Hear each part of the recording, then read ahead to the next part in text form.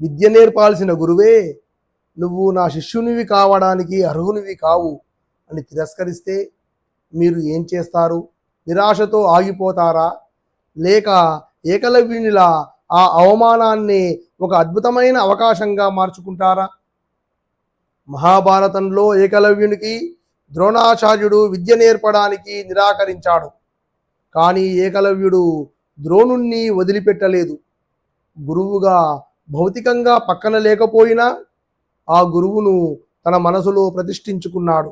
ఆయన మట్టి విగ్రహాన్నే సాక్షిగా పెట్టుకొని అరణ్యంలో ఏకాకిగా అసాధారణ సాధన చేశాడు. ఆ అచంచలమైన అంకితభావమే అతన్ని అర్జునుణ్ణి మించిన విలుకానిగా మార్చింది.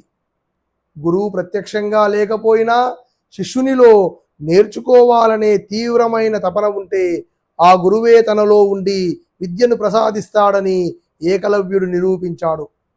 చివరకు తన విలువిద్యకు ప్రాణమైన బొటనవేలును అడిగినా ఏమాత్రం సంకోచించకుండా కోసి ఇచ్చేశాడు.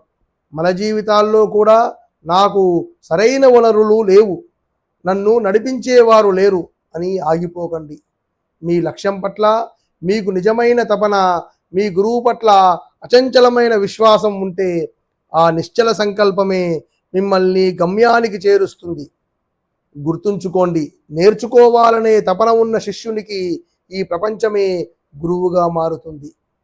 ఇలాంటి ధర్మ సూక్ష్మాల కోసం హంసవాహిని యూట్యూబ్ ఛానల్ను సబ్స్క్రైబ్ చేయండి. జై శ్రీకృష్ణ.